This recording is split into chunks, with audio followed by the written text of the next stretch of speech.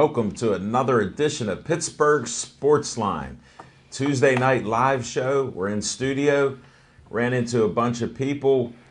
Pat ran into her today. Said I'd shout out to her. She goes, I watch your show. Nice lady. And she goes, but tonight I won't watch it. I said, why? She goes, I got Jeopardy. To all the rest of you, and when you watch the replay, I'm Al Levine, the Talking Machine, Chip the Prophet Hayner, Smoking Jim Frazier. Yes, this is live TV, and usually when we mention that, somebody will, there we go. Good evening, everybody. That's my guys. We do have a sports talk show. Thanks for watching us on Comcast 7, all the Bethel Park residents. We appreciate it. And we're also on Verizon 32 in Bethel Park and all the way from Nemacolin to Cranberry and Wexford. We appreciate it. We're honored to have Dave Cable here today. He's helping Ethan. And we have Tessa here with her friend Diana. So we're going to have a show with no Devin Shea. He's at the hockey game. Maybe we'll get a report. I'm hoping about that. But we have a lot of great sports to talk about. Get ready for our show. We're going to start with What's on Your Mind. And I'm going to ask Smoking Jim, what's on your mind? Thanks, Al Levine, the Talking Machine. And if you want the green, It's coming. you got the C, Levine, my old high school quarterback. What year was that? What year was that? Hey, I want to thank Al Levine, the Talking Machine, Dave Cable, BPTV, Ethan, and Testa for the opportunity to be here. What's on my mind, of course, is the Pittsburgh Sportsline Male Athlete of the Week. And I want to give a shout out to Bethel Park High School, greatest arena for high school basketball I ever been in. I was at the Alderdice versus Pine Ridgeland PIAA state playoff game right here in Bethel Park. It was a standing room only sellout crowd. The accommodations was great. Enjoyed the game. But the player of the week has to go to, and this was in Altoona, when Alderdice played up there against Carlisle, and I believe Sid Bream's old stomping ground. But You are a name dropper. Ramon Creighton, the all-city nose guard, who's an all-state point guard. How does that even happen? And he scored 19 points in a playoff victory over Carlisle. And the Pittsburgh Sportsline Female Athlete of the Week has to go to South Park, Allison McGrath. And don't forget that South Park is very close to winning the state championship this year. And they were upset earlier in the year by the Obama Lady Eagles. And the bonus, what's on my mind, I have to talk briefly about Martavius Bryant of the Pittsburgh Steelers, the extremely talented young man who's experiencing a bit of depression right now. And he's basically a modern day Tim Worley, maybe Santonio Holmes. And I feel sorry for these guys. I know I said last year that the Pittsburgh Steelers, and I wasn't trying to be brutal, but and like Dave Cable and us, we talked about earlier that if you ask me a question, I'm going to have to give you an honest answer. And I said last year that Martavius. What year were you born? I said Martavius Bryant, the Steelers should trade him because in the NFL they do not want you to fail a marijuana test. Too many players in the league, unfortunately, partake in the substance, and so they let you know when you're going to be tested every year. Say, for example, June 1st. When you fail that particular test, now you're subject to random testing. So if you fail a test when you know the date for months or years when you're going to take it and you still fail it, I did not have confidence that he would be able to stay clean, as they would say. And now he's suspended for 1 year. I hope he get his life together. And that's what's on my mind. Thanks, Smoking Jim. And you didn't just say it one time. You said it throughout the year. Even when he had a big game, you did say they should get rid of him because you didn't believe it would last. And we're not making fun of it. It's sad, but it is the rule. And so what if they're smoking dope after they pass the first one? Because I heard that happens all the time. Yeah. You would know more about that. What a way to celebrate. Yes. So, Chip the Prophet Hayner. What's on my mind? Yes. Thank you, Alan. Thanks, Jim. Just to touch briefly on Martavius Bryant, it's not that he failed a drug test. This is actually, it counts as 6 failed drug tests. I mean, I guess he figured, well, I haven't passed the first 5 I've taken. Maybe I just won't show up for the 6th. Well, I guess his brainstorming agents never let him know that a missed drug test is a positive drug test. So, No way. So, I hope he tries to figure it out. But you ask me what's on my mind. Yes. I heard something that really got the hair standing up on the back of my neck this past Saturday. I understand that the woman that was hit in the head with a batted ball at PNC Park last summer has decided to go ahead and sue the Pittsburgh Pirates, Major League Baseball, and anybody else your attorney could add into the lawsuit. And the thing that upsets me about this is the fact that if you look at the replay, it's pretty horrific. The woman got hit in the back of the head with a baseball. And that's very sad, and I'm very sorry that she got injured. And I hope that she recovers completely. But, this is what the deal is with Major League Baseball.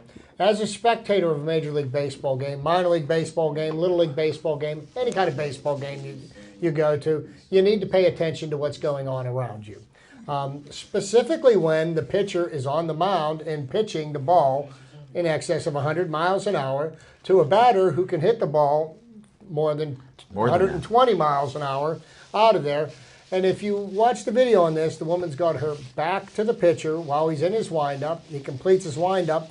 The ball gets fouled off, and there is netting behind home plate. Well, netting is not like plexiglass. Netting has holes in it. So subsequently, if you can see that there's a net in front of you and it's got holes in it, there's the possibility that something could fly through that. So I would not feel safe there.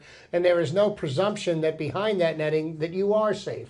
As a matter of fact, on the back of the ticket, there's a disclaimer that says that the ticket holder assumes all responsibilities for being hit by promotional items thrown into the stands, flying bats, flying balls. So that all being said, I would like to know how it is the Pittsburgh Pirates' fault that this woman wasn't paying attention while the game was in play and got hit in the head by a batted ball. If she would have been paying attention and watching the field as this happened, she may have had the opportunity to duck. Now, I don't believe that's Major League Baseball's problem, and I certainly know it isn't the Pittsburgh Pirates' problem. And I think frivolous lawsuits like this just do more damage to the game than they do good. Here's a thought, and I know they make these announcements throughout the stadiums. I go to a lot of baseball games every year. But, people need to put their phones down, pay attention to the ball game. You know what? You want to post on Facebook? Do it in between innings. There's only 3 outs in each inning, and then you got plenty of time to sit and talk to the person next to you. You need to have an attention span of about 15 or 20 seconds each time they pitch the ball. And, this is not the responsibility of Major League Baseball or the Pittsburgh Pirates. So I just want to tell everybody baseball season's coming. Pay attention to the game on the field and, be conscious of your own safety. It isn't somebody else's responsibility to make sure that you're safe. I hope she wins the lawsuit. That's what's on my mind. The Pirates are at fault. I hope she wins that lawsuit. The usher told her to go to her seat. They had no business letting her go to her seat, being ushered there. I hope she wins off. Jim, she only wants $135,000. Give it to her. Jim, if I asked you to walk off a cliff, would you do that? Yes, if you were the usher. Point made. Well, I now found out if you ask Smoking Jim something, he does not tell the truth. All right? This is one of those things. I'm not putting up a disclaimer. He just does not tell the truth. He's a sensational type of guy. He's looking for a reaction, and he got it from both of us. So, mission accomplished. Eat your pizza from Olive Oil's I believe Pizzeria. in protecting our women. Well, Smoking Jim, I believe that too, but you know what? I also believe in taking care of your own. Here's what I say. They cannot sit in the lower area where they could be hurt. Anybody that cannot pay attention and they have to go like this to enjoy every moment and take photos like I am right now. Look, I'm with these guys. Oh, they're on TV. I almost got attacked by pierogi down there. No, you didn't. You did not. No. You weren't there long enough. You just barely saw the pierogi race, Wait a minute. and you were Wait a gone. minute, wait a minute. Jim had a fork and a knife when each had and a napkin tucked into his shirt. It was the pierogi that was at risk. Pierogies. Unlike when I took nice promotional photos with the pierogi. You don't even talk about the nice things. Hug a pierogi, they said, as it was going through the stands that night I was there. But Smoking Jim, whatever he said before, unless he tells me, what year were you born in? My mouth is full. 38. Okay. So in other words, what he just said previously, that's for a part of his, he has a special show, and it's not with us. Thanks, Smoking Jim. And since he's, did you bite a finger? Because I think it's unsafe unless you have gloves. So good. We just ate Olive Oil's Pizzeria Pizza. 412-831-1900. Give them a call. Talk to my guys, Zach and Jay. They just made the greatest pizza for us with bacon, pepperoni, and sausage. So we appreciate it. That Italian hoagie was great. Thanks for serving our volunteers. Some of them, I guess, aren't eating pizza, but that's okay. We've got Ethan on the camera and all the people inside there, so we're doing well there. Now, I always end our show with Stay Joey Strong. I'm not sure who can pull the close-up on here. So, should I hold it in front of for Ethan to pull up on that? There we go. That's for the Joey Fabus Cancer Foundation. Check that out online on Facebook and try to send $1 or more to help find out what DIPG is and how we can cure it. Thank you on that. Now, we had a lady on our show. We'll do another close-up. Yoga on Mars. Yes, they do yoga, and it's just out in Mars. Now, she also helps veterans for free so they don't suffer after they come back, even if they've had amputations, stress, you name it, injuries. She does that for free, so check that out. They could use some donations too, but their grand opening is on spring, Smoking Jim. Spring is here on the 20th, March 20th. Check it out, Yoga on Mars. Then I have something else that's very important. Our second annual Designer Bag Bingo, May 6th, 7 o'clock p.m. Check it out. They got so here, Dooney and Burke, Coach, Fossil, Brahmin, MK, you name it. They got these designer bags. It's just awesome. If you look at the promo, I posted up after Dave took it today or yesterday. It's 1 minute. Somehow they put me on a cart in the library with all the purses and wheeled me around. My man Handy Andy was wheeling me around. It's 1 minute, and all I wanted in the library was one book. What happened? Purses for this May 6th. It's $25 a ticket. You can get them at EV Hardware, the library. Call Dave Cable, 412-831-3404. So give them a call, and you can find out more about it. So I appreciate it. What's on my mind is I'm getting excited about the Penguins here. It just seems like a better team. Malkin got hurt. Everybody I talked to said, I don't think they can win. They went out, played one heck of a game, from goaltending, defense, offense, and it just reminds me that you have a lot of talent on the team. The coaches finally got them together where they're actually playing to win, which helps. And with an injury, a lot of teams have had it. Look at last year, Malkin went down again. The team played well enough to get into the playoffs, except for one thing. Like I was talking with Zach at the pizza shop, they had a power outage the last couple years. So we need the goal scoring to come on. I know Chip and I are a little hesitant about the goal scoring. If they can do that and play like they did just this last game and a few before that, they could be there. They're going to make the playoffs. Let's see how far they go. I think they can get past the first round, and we'll have Malkin back. So let's go, Pens. Go tonight. Devin Shea's out there watching the game. We'll see what happens then. The difference with the Penguins now and earlier? Early in the year, the Penguins were playing not to lose. Now they're playing to win. Makes a big difference. I'm glad you didn't. I'm glad you're back on the bandwagon. You gave up. Never on often. I'm gonna be Want to trade critical when everybody. they deserve to be. You want to critical. trade everybody. Well, you know what? You get the emotion of the game because you root so hard for your local team, Smoking Jim. Like you're a season ticket holder for Gateway. I haven't heard much about Gateway except when I bring it up. And it's shocking to me because I don't know what their record is. I don't know if they still recruit. And when I met you over 4 years ago, we became best friends, brother from another mother. But where is this Gateway team at? All I would hear about how great they are. And I just met one of their legendary players 2 weeks ago, Morty Ivy, and he truly is a legend. Yes, he is. And it was nice to meet him in person. Yes, he But is. the rest of that, Smoking Jim, I thought you gave up and got rid of your tickets, but I heard you still have them. Still got People 'em. see you. Still got Yeah, it. So- right next to Coach Edamarino. That's it. Well, 90 nobody years said he old. pays for them, but he has season tickets. Devin Shea said the game just started. Just got a message from him. Alderdice Good game or the No, he's. Penguin game? I don't know if you listen to anything we talk about, but there's a Penguin game. Devin Shea's at it. All right. Devin didn't go to Chambersburg. No. Now we do our segments. Two of my favorite segments are up next.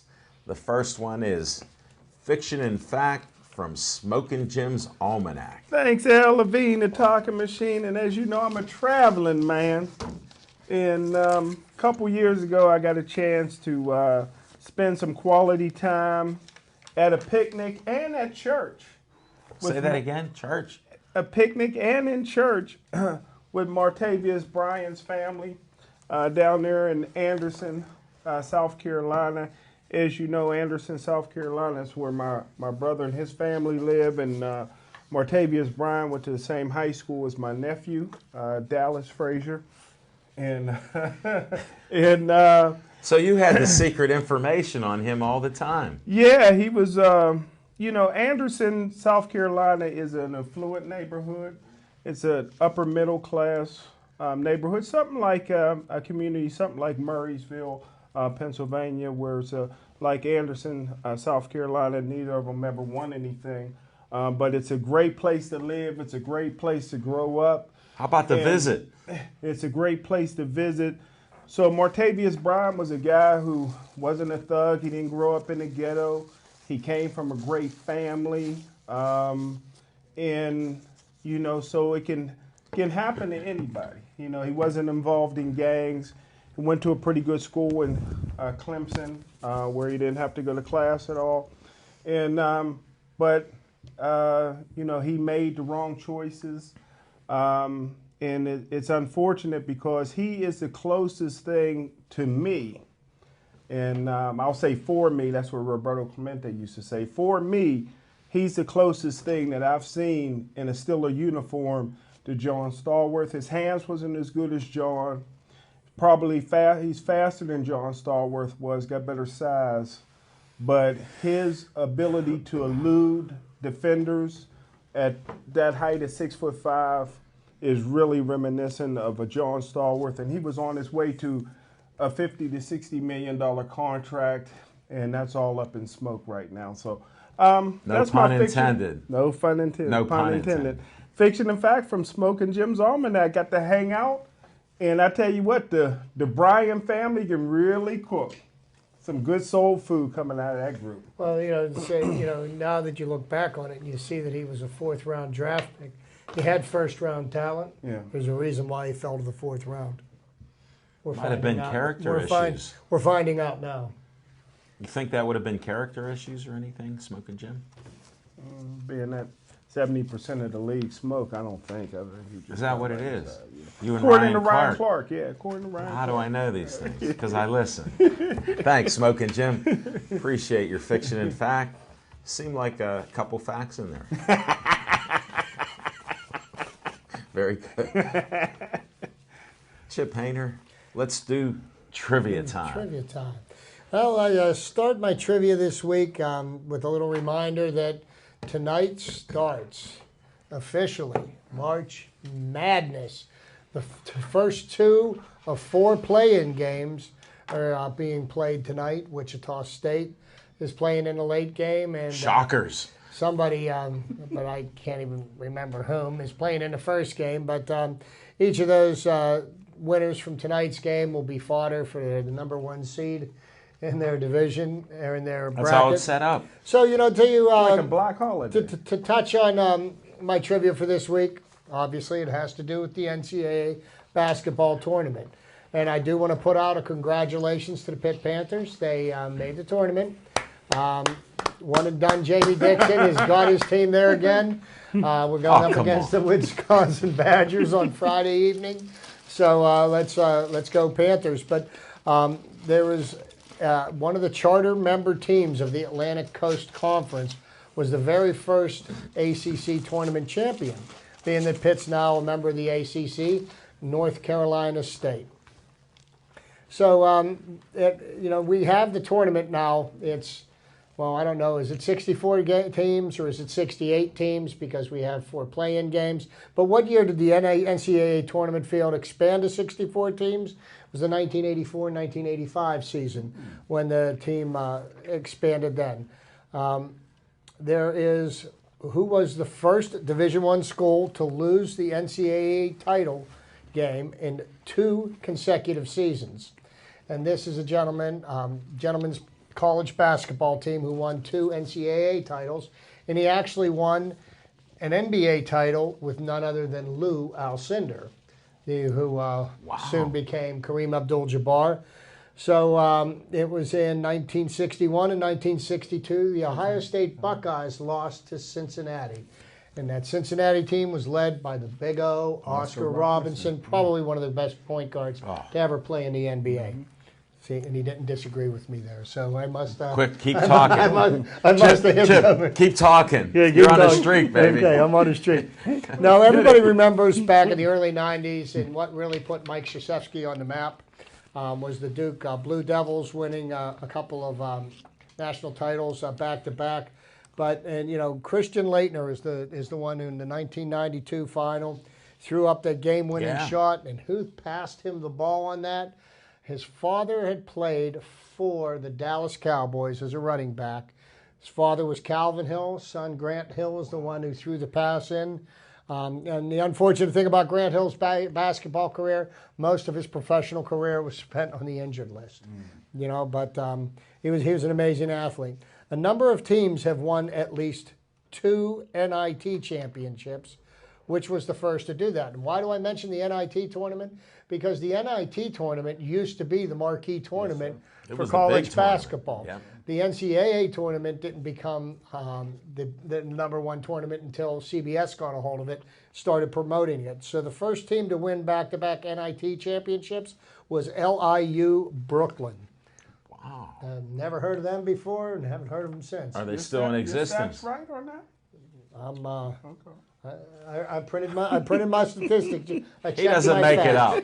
He went to 2 sources. Okay, there was an SEC team, that's Southeastern Conference, that was the first to lose 3 straight national championship games. Wow. That happened in 1988, 1989, and 1990. That would have been the Auburn Tigers. Yeah.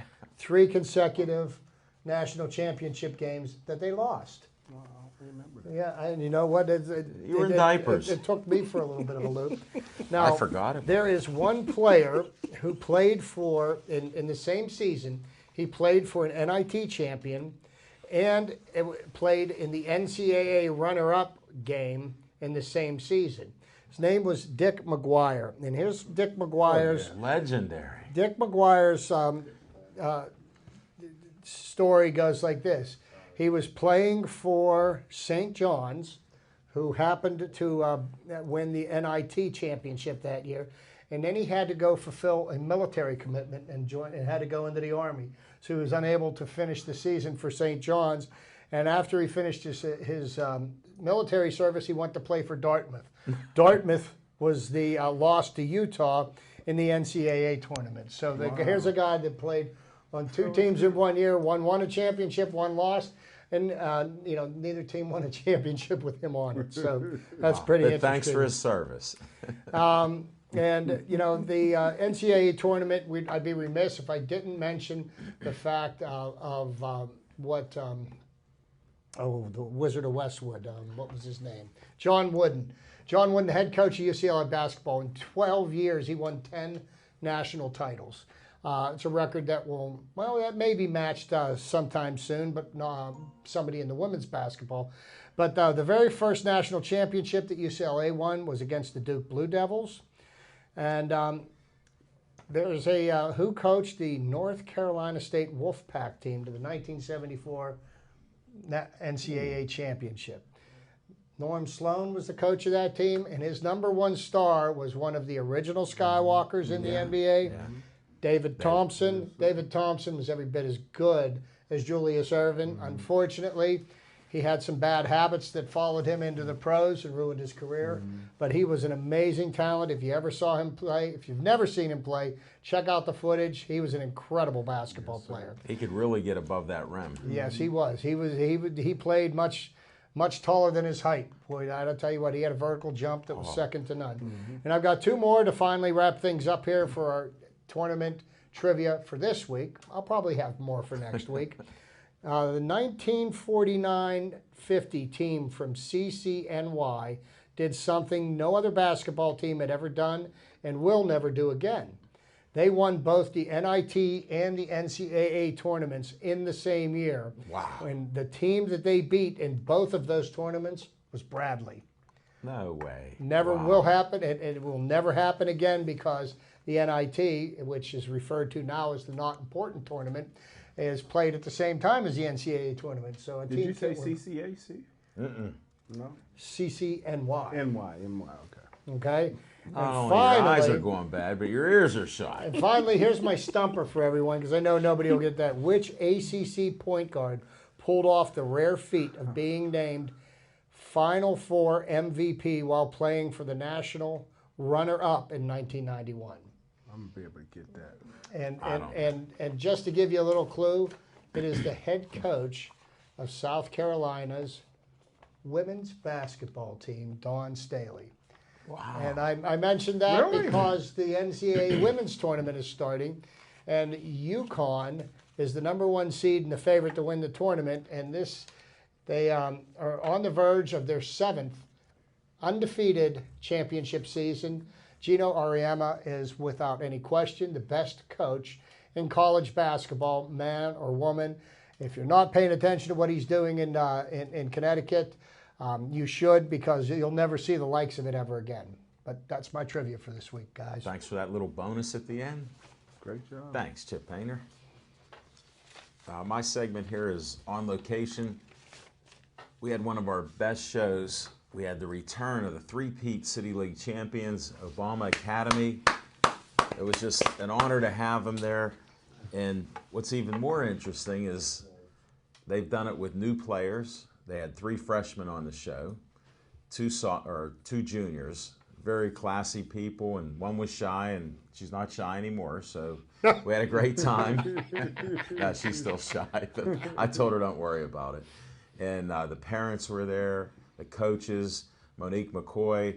She was dressed like it was a prom night, and she didn't let her players dress up, so we mentioned that. There were plenty of photos. I didn't put my photos up of it, which Aaron Ward was with us.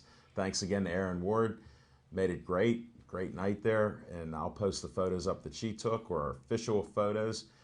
It was just great to have Daryl Porter, Devon Alexander, and the confidence they have. I told them I'm picking them for the 4th four-peat, or whatever you call it. And they said, we're going more. We're going to win it each year. And Monique said, could we come back on the show? I said, you come back every year. And then all the coaches go, we're going to win it each year. So I like the confidence. It's just awesome to meet people like that. And they believe in school, Smoke and Jim, getting grades, getting scholarships if possible, because not everybody can make it to the pros. Smoke and Jim. More don't make it than make it. I think like about 98% don't make it. Or By something. 3rd grade, you learn how to read and write. What more do you need? Well, Ask Martavius Bryant. and anybody that's listened to Smoke and Jim and watched what he's done over the years, he's not been homeschooled, and He wanted to be. So he practiced that. And that's what happened to my brother from another mother. It's just facts. But we had a great time. We had a lot of great guests that come on the show. We had Greg Rudolph return. We had Victor Olive. We had a guy, Rick Barrico, who has this chamber that's an oxygenation chamber. It's 5 times more powerful than all these other ones, hyperbolic chambers that you have. He's right on Federal Street. He has about a third of the football team, the Steelers, guys that even have equipment at home, they come to his place. And they say they can heal a lot of things. They can make you healthy. They said they could take another 20 pounds off of me if I wanted to. Just come on out. I said I don't want to. I enjoy eating. So it's just great to meet people like this in our area, helping athletes involved in it. Just like Victor Olive, he's a ring announcer, and he does that. He also has a boxer who he's helping to promote and support, Amonte Everhart. We remember him as an amateur. He's a pro. He's an undefeated pro. So it's just nice, to meet all these people and to hear their stories. And I got some good news. We're going to be doing a show through baseball season. We're going to be doing a 6:30 to 7:30 show when the Pirates are out of town, the 2nd and 4th week in April and in May. And in June, they're away the 2nd week. So we'll be going through the whole season. So we'll be there each month. So thank you, Atrias. And thanks to the great crowd that come out last night. We had rain. We had hail. We had thunder. We had lightning. Plagues of locusts? No, we had cats. Cats and dogs were raining from the sky. And here's the unique thing about it. It was such a balmy night for a winter night. They had all the doors open. So you could see this as the show and hear the crack of thunder. And I saw some of the photos by David DiCello, and it was pretty interesting. He's one of the best. I use him for cover photos, and it's just amazing what he does put out there. But, we had a great time, and check it out next time when we're there. We'll be posting that up in a couple weeks. And that's it for that On Location. Now, we got a lot of things to talk about, but the thing on my mind that I didn't talk about is I'm not a bracketology guy. I've only played, I think, once in my life.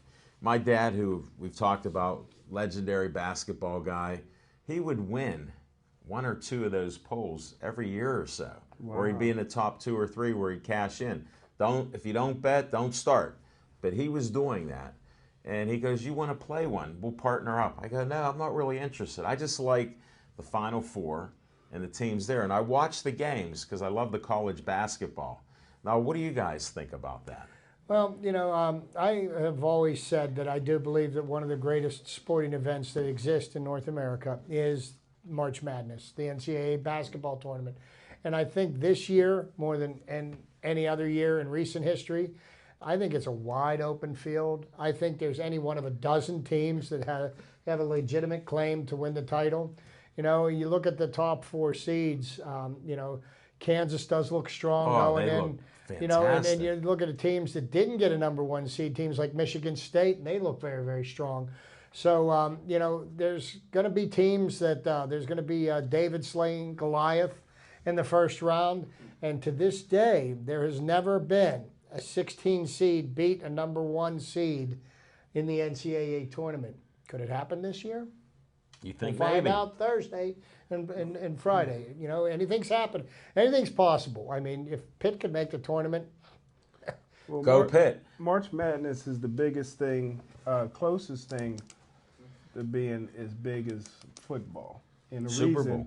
And the reason, just football in general, even exhibition, is always bigger than anything else. But really? The reason that is so great and so big is because people gamble. They were ingenious to come out with the brackets. Women, children, teachers, everybody fills out a bracket. They enjoy doing it. And it's taken it from the NIT or CBI level all the way to NFL Super Bowl status is because of the gambling portion of it. In my opinion. All right. Give it to us, being please. that I've filled out several brackets, I Which believe, different winner do you have in those three brackets that you filled out? well, Who'd you pick first? I believe this year that North Carolina and Kansas got the two best teams, and I always pull for Arizona because of Miller, Sean Miller. and I'll always pull for Calipari because I believe that if anybody will give me some money under the table, to be him to get a recruiter Of too. course, you would pull for Calipari, who's lost more national championships by recruiting violations than he has on the court. But I think really the thing that makes the NCAA tournament so great is that you watch a bunch of college athletes that play their hearts out. They could possibly be playing their last game. But 95% of the athletes that play in the NCAA tournament will make more money in their professional careers doing something other than playing basketball. So it's like their last hurrah. They play their hearts out. Most of these kids will never see the floor in the NBA or in Europe or anywhere else. So, this is it. It's their chance. It's their chance to shine. And a lot of these guys are going to go on to become doctors, lawyers, attorneys, and other things, politicians, whatever they may be. But they certainly don't make their professional careers as athletes. That's a great point, Chip. Do you play any of the brackets? I will usually, and I'll do this tomorrow morning when I go in early for work, but I'll probably fill out about 3 or 4 of them. Do you? And, Okay. I have learned that I spread out I'll have a different winner in each one, and then there's a Okay. possible chance that I could get close to a little something, but, It's like fertilizer. You spread it around. Look. I'll tell you what, it's so hard to pick because you got these surprise, upsets in the first St. round. Mary should have and it been blows your whole bracket, and then That's one thing my dad was good at. He watched the college basketball all the time. Sure he did. Nonstop, when he was retired. And he would pull out 3 or 4 of the upsets. He'd go, I had that. And then some of the ones, he was looking for another upset or two, and he'd miss that. But he had usually the final 2 or 3 teams there, and he won. Smoking Jim, what's your theory? I usually study the referees to see which ones are on the tape. That way I know which way to go. But most of the Now, how do you do that most in of the all ones the that used college to study, games? they're all in jail now. Gee. Well, then how do Don't you they have pick? work release? Now, Smoking Jim, now since you're such an honest man, how do you fill out a bracket? Well, you know beforehand what referees is in what region. Now, I have an issue with that let you know. because you're obviously lying, because they don't even know what referee is going to be in those games when you're picking this. There's a way to know it. But, Smoking Jim, but they when don't. Now, what do you, in all seriousness, I'm going to have to call your mother up, Dorothy, because he's talking so crazy now. You got to come and feed him, all right? Now, how do you pick the teams? I know they put them out there, and you don't know the referees. But this is the most disappointing year because I thought there were some smaller teams that deserved to be in, like St. Mary's. I thought could possibly upset somebody, but they didn't make it this year. They Why chose is to that? put Pitt and Syracuse both in, and we've seen that. We've seen that drama already. Well, we've got the ranking system. So you've got the coaches poll, and then you've got the USA Today poll, and then you've got this thing called the RPI. Whatever formula they use to come up with an RPI. Well, you got a team with an RPI of 29, which easily you would think would make the tournament. 64 teams, your RPI is 29. That didn't even make the tournament. St. Bonaventure's RPI. And then you let teams in like Syracuse that, let's say it, they lost to Pitt 3 times. Yeah.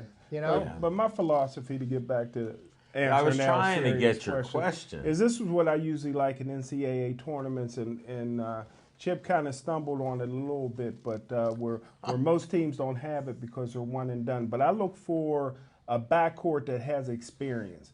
If you got a senior backcourt, a lot of times you can win games. Then I like teams that play that Loyola, Lormont, whatever it was. I like teams that can score, that gets up and down the field. You win with the 3. Sometimes you die with the 3. I like a fast break team that can put up a lot of points. When you're what they call it, a Cinderella, and that's what I look for. Well, I have a question since you brought that up. I like West Virginia a little bit. Yeah, when they're hot, I do too. they can beat anybody. Yeah, I do. But when they're not, They die by that. Yeah. And they have a great defense. Their hands, the quickness of their hands for their whole team that I've watched, I've become a bigger fan of them. You sure you didn't fill out a bracket? No. You know a lot about You know, Bob Huggins is, I think, a very underrated head basketball coach. I mean, look what he's done. You know, look what he did at Cincinnati, and then he Yeah. fell out of favor, and then he reemerged in West Yeah. Virginia, and he's now making West Virginia into a national power. Do you know where he played college ball at? West Virginia. Okay. And here's a little fiction and fact from Smoking Jim's Almanac. All right, a bonus. A B.B. Flannery All-American as a junior for Duquesne University goes up for a layup. Bob Huggins cuts his legs underneath him, and B.B. ended up getting a concussion. That was Bob Huggins taking him out. Did he have that nice hair back then? Yeah, he had to throw it in. He had to throw it in, but that throw did not protect him. Even though on the back of the Afro sheet it did say it does protect you from concussions, it didn't Yeah. protect B.B. Just Smoking like it Jim. does it. Just like it says on the back of the baseball ticket, right? That's some. Just like the disclaimer on the show.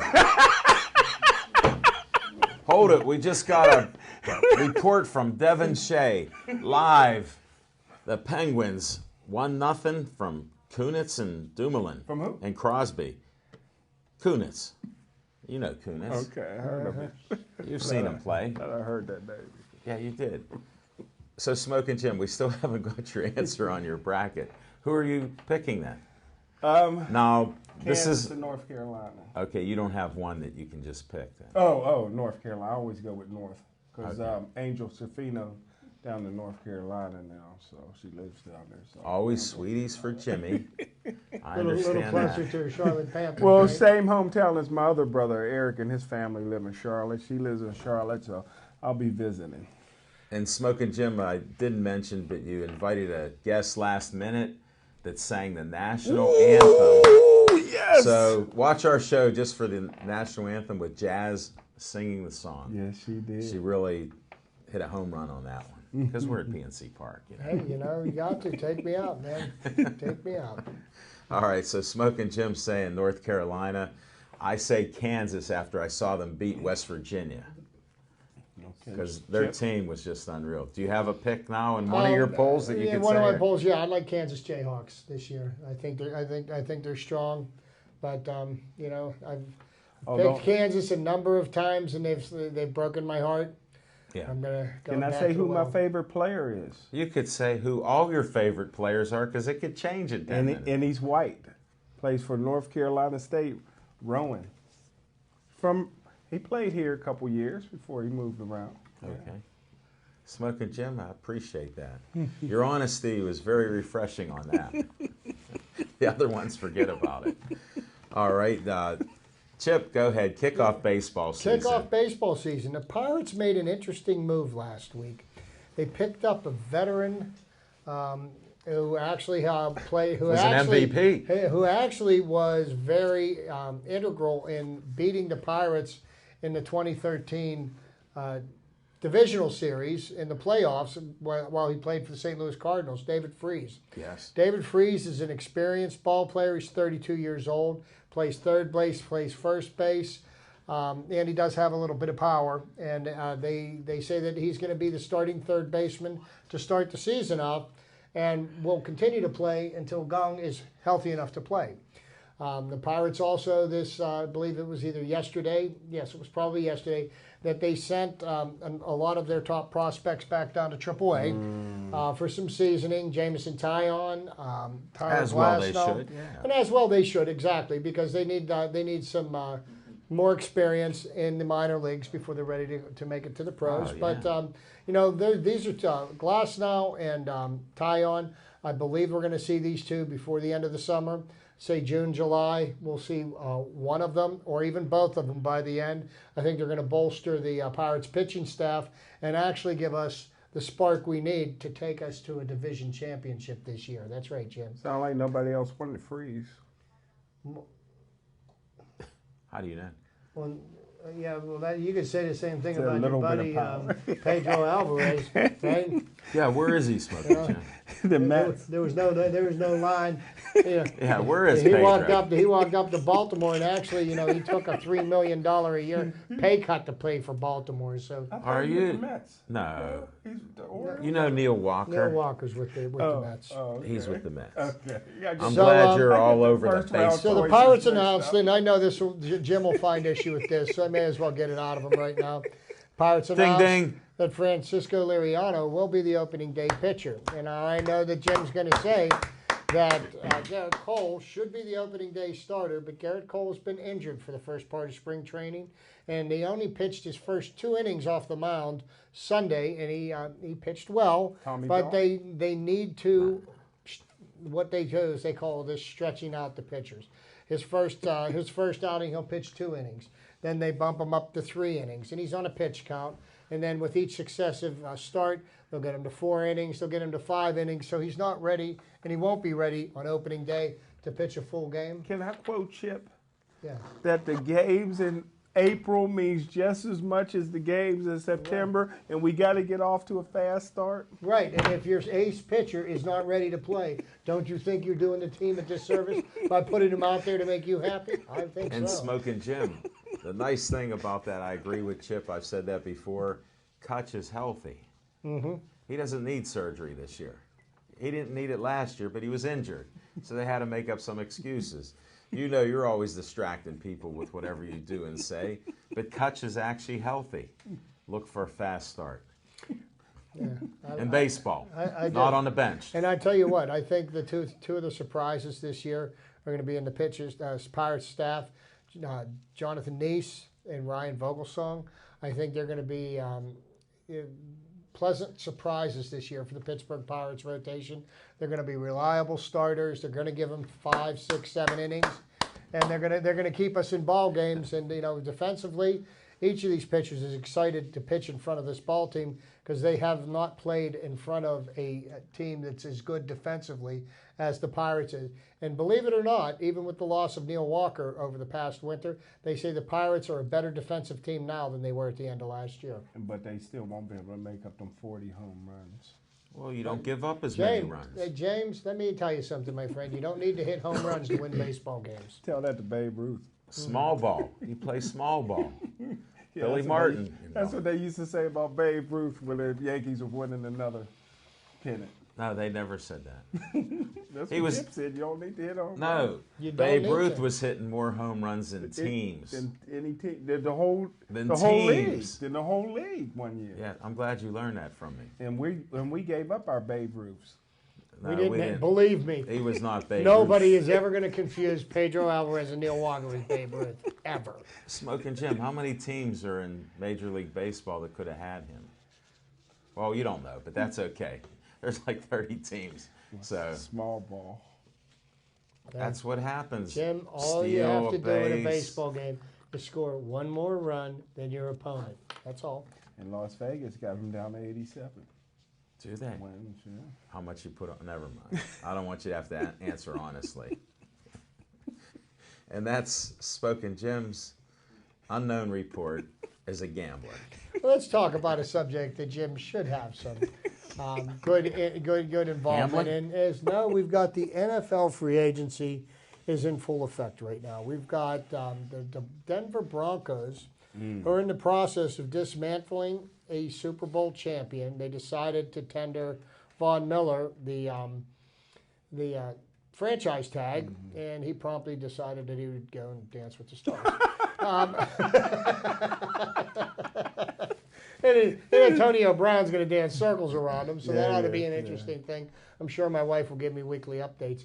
But you look at what's going on with the NFL. There's a lot of movement going on. The Steelers made a signing today for an offensive lineman from the Denver Broncos. I saw that. So Calvin Beachum is gone. They decided to re-sign Ramon Foster. They re-signed Darius Hayward-Bay. Interestingly enough, that was 2 days before word came out about Martavis Bryant's latest follies. Everybody knew her on the team, but, especially. If Smoking Jim knows. And to be honest with you, as much as a Come talented athlete as Martavis Bryant is, if you look at the Steelers in their receiving core, they signed Ladarius Green from the Chargers. And if you notice, the Steelers have made more signings in free agency this year than they ever have. But, they've got a pass-catching tight end. The receiving core is going to miss Martavis Bryant, but it's not going to be the cause for them to fall off the pace this season. Marcus Wheaton has stepped up. Yeah. Antonio Brown is still the best receiver in football. Sammy Coates, you know what? He's got a chance to step up and make him. He stepped up in the playoff. He's right? got a chance to make his mark, and he could be the guy that ends up getting the 30, 40, $50 million contract. Let's hope not. Follow the example of Martavis Bryant. Don't screw it up, okay? You got a great chance. You got an opportunity here. So And who's the second best receiver on that team? Le'Veon Bell. no, He's back. no question. He's There's no back. question. Except about we that. need prayers of health. For Well, him, it's 2 years in a row. We need Pouncey.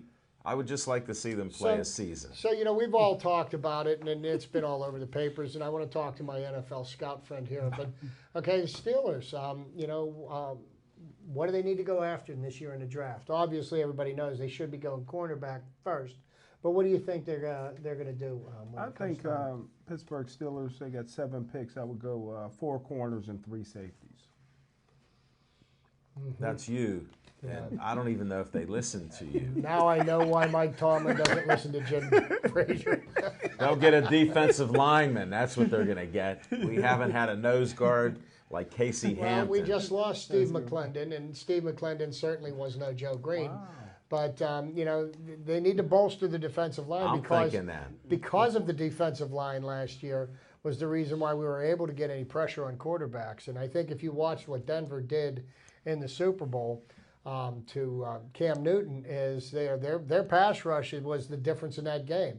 Cam Newton had to keep on dusting himself off after every play. Yeah, you do that against Cam Newton, Tom Brady. They did the same thing to Brady in the AFC Championship game, and that's the key to any successful defense. I think the corners are not nearly as important as the people that can bring the heat. We also know that Jarvis Jones certainly isn't ever going to bring the heat.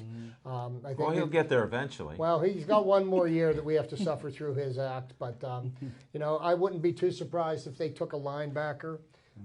In the first 2 or 3 rounds. I think that would not be a wasted pick. Oh, I'm even thinking a defensive lineman, like I said, or linebacker, of course, because you always need the fresh blood there, or new meat, like Smoking Jim talks about. So I can't argue that. Now you can pick up a lot of these cornerbacks. You got some young guys with speed. Who knows what they can do? They've learned the system a little better, so we may get some improvements. I'm looking forward to a good season, just some health. Although if I had the first pick for the Steelers in the first round, I would take Tyler Boyd from Pitt. I think he's the best player. I think that his slow time will drop him probably out of the first round, maybe even out of the second round. But if I'm taking a guy who's the best football player, they can do some damage. If I'm Chuck Noll, I'm taking the best player available. Best player available is Tyler Boyd. I like that. I'd like to see him here. He's been practicing on the same field. Yeah. Keep him here. Well, it'll be interesting to see how this all plays out. Because I want to, and I'm going to be interested to see what his 40 time does to his stock in the draft. They put so much emphasis on speed, and sometimes the fastest guy isn't always the best football player, and sometimes the guys with the best instincts may not be the fastest guys, but they always seem to be the guys that are there at the point of And he attack. seems fearless. He'll catch a ball over the middle. Yeah. He'll get hit and hold the ball. I like that about him with what I've watched him at Pitt. And I've never seen him get caught from behind. So it could be a little Jerry Rice. Jerry Rice only ran a 4.640. But with Bill Walsh seeing that nobody else seen, he said Jerry Rice is the fastest he ever seen from 15 yards to 60. Really? And that's what you do as a wide receiver, you're in motion when you catch that ball. And that's what Jerry Rice's thing was. Once he got started, nobody was going to catch yeah, it. off the line, I don't really care how fast you are. I care how fast you are once you catch the ball. Yeah. Some guys, when they get the ball, they get faster. Well, I'll give you guys a little horse racing analogy. There's horses that are closers and there's horses that are front runners. I've had both of them when I had racing horses. I had a little horse called Hancock Creed. He couldn't get off the gate. fast for his life. I had another horse that's unbounded. I could bet you every time that she'd beat anybody to the first quarter. Did she win a lot? Not really. She had a bad knee. Hancock Creed in a year won over 20 races because he closed. When he was coming down that last quarter, that last whatever eighth of a mile, he could beat a lot of horses that he did. In his class, I'm saying. That's amazing. So I saw it with my own eyes. You see it with athletes. You just don't know the heart that they have. Now, that horse I was on, what was that? What kind of horse was Old that? A Blue. closer? No, the horse you were on was like a front runner. He had the speed to get to the thing. The horse I was on was a closer, and we almost caught sure you. did. You did. If you would have breathed, we would have never caught you. That would have been the difference. And the greatest horse finisher that we ever saw in our lifetime was Secretariat. Oh yeah, That horse. and he could run on the front end too. Oh, So- that horse could just run. And it I was, heard about that. and Big he red. was a massive horse. Yeah, he His was. chest was just. yeah, I no doubt. saw him standing next to men, and I was just like, wow. No doubt about that. So that's different styles. I hope you're right. I'd love to see Tyler Boyd stay here as a Steeler. Yeah, they blew it with Aaron Donald. Now don't blow it again with Tyler Boyd. And talking about Aaron Donald, what a beast. Yes. Well, at least they didn't blow it picking Tyler or Terrell Pryor, huh? No, that was a good thing. And Aaron Donald's from Penn Hills, which is amazing, and Pitt. That's just utterly amazing. So some more comical stuff that's going on here. Johnny Manziel, it looks like he doesn't have a home. Well, he may be having a home sometime soon in the prison system in Texas. Yeah, well, any dad that says my son trained on Skittles and beer in college, he shouldn't have said it. And when you have money there, who knows what happens. Devin Shea just announced 1-0 at the end of one period. Penguins are up. Good deal. Ethan just gave us the 3-minute warning. We're about 2.5 right now, so I appreciate that. The repeat. We just learned if you're with Obama Academy, this is the three-peat. How about that? You got the Nice. three-peat. Nice. So, yeah, as we wind down, what else do you want to bring up here? Chip and Well, Smoking you know, Jim? the Final Four of the state championships going on this evening. Championships to be played Saturday in Hershey. It's a done deal. All the dice. Okay, going all right. the dice. Dice. Well, Jim and I are pulling for the dice, and now the only question that we have, and this has created quite a debate on the internet, is the Alderdice basketball team the greatest high school basketball team of Western Pennsylvania history? Yes. And there's some interesting rebuts to that. Well, there's experts out there that are saying they are. That, you know what, I question the experts sometimes. I've seen a lot of great basketball teams from the 70s. Well, and that's I'm glad you mentioned that, because this is one thing that we get caught up in a lot in sports nowadays, is this is the greatest ever defense, offense. How do you judge from era to era? You really can't, not fairly. You know what? They're the best that there are today. Are they the greatest ever? How do you gauge them? They're playing two different games. Well, one of the things I'll gauge a little bit on that is the best teams at that time. If they take all the challenges from the best teams and they win, then they're ranking right up there traditionally in history, that they played the best of their time. If they avoided it, or didn't play those teams, then it's not as much. So that would mean they weren't like Roger Mayweather. They played and beat the best of their era. Well, that's part of, I can't argue with you on that, whether you're for them or against them, but that's why I say that. It does make a difference, and I just like watching good games. So do I. With the best players. Good competition. And you can do it in basketball because they all played on the same peach tree. Peach tree? Smoking Jim, it was a peach basket. Yeah. Close enough. That's why we have fiction and fact from Smoking Jim's Almanac. I need a little time check here if somebody could tell me in the studio. 10 seconds.